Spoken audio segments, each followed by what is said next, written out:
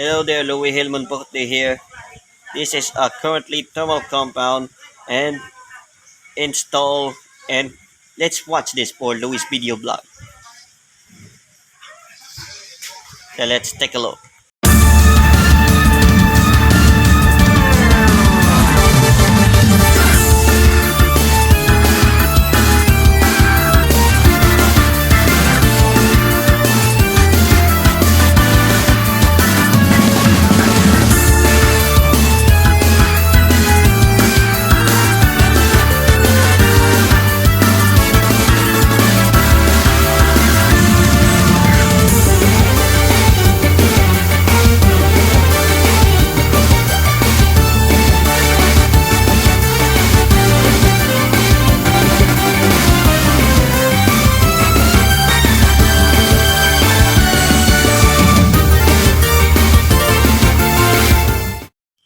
First, this is currently the using the AMD system.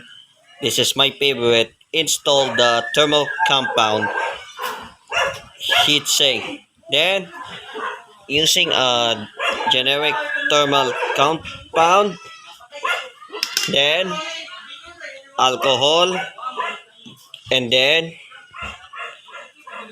cold the spreader for thermal paste. And let's watch this for the newest episode of Louis video blog, and let's keep watching this channel. First, we have to remove these pins.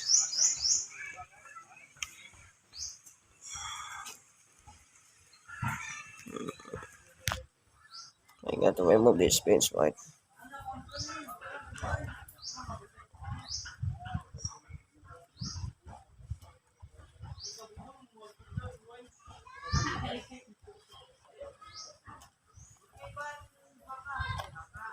Voila! And this is remove the stock cooler for AMD. Let's install the thermal compound. Yes, it's my got to see it again and again. Let's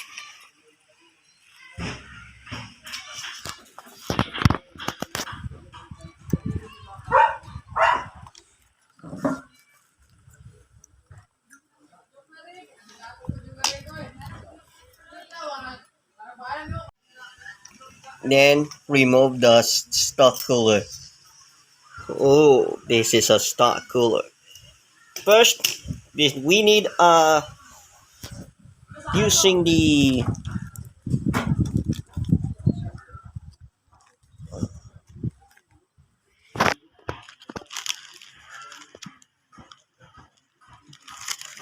cloth, and this is we'll be using paper cloth for clean this CPU. Let's watch it. And then using the thermal compound and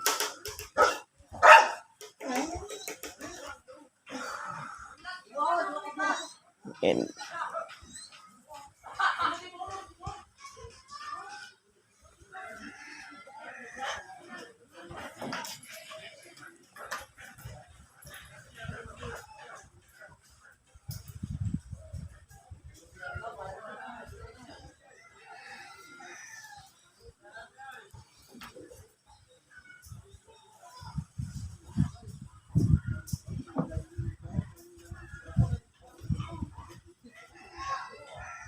region.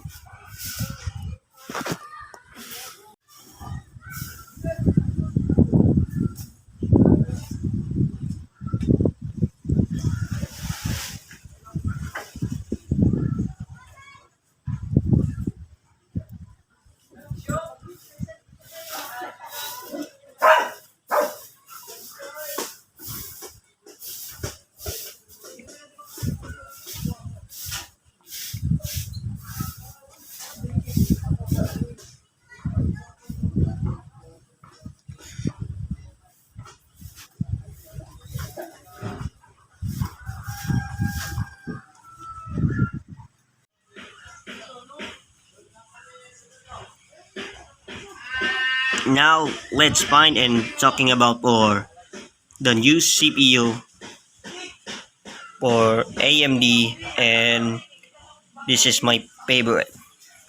And then we move this thermal on heatsink.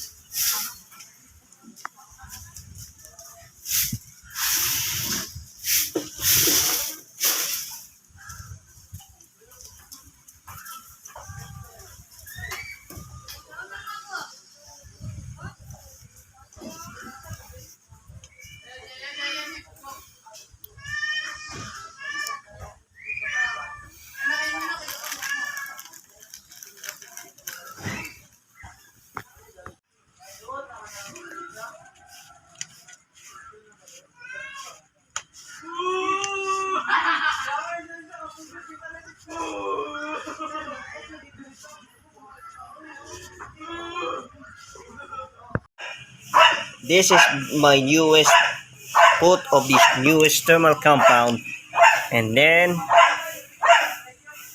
this is a generic thermal compound.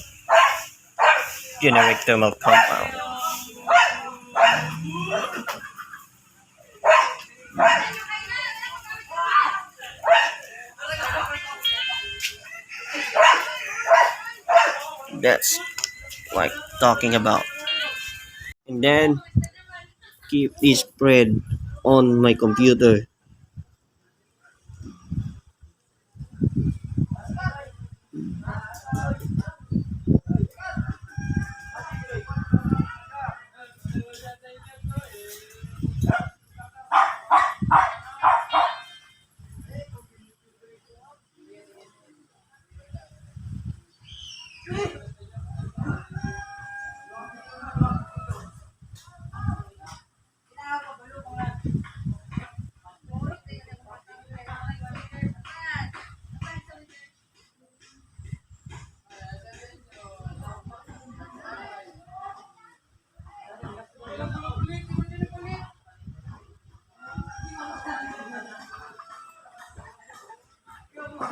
This is fine correctly of using a CPU cooler, and then and put on the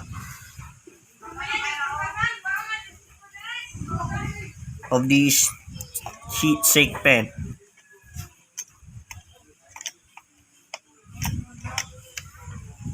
Oh, let's pushing back on,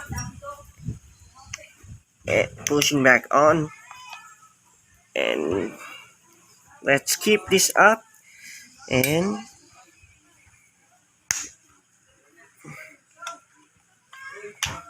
it's done. It's done. And put the these. Okay, it's done. Okay, it's done. Thanks for watching this episode of Louie's video blog. I have installed the thermal compound, and I have newest videos, and thanks for watching. See you next time.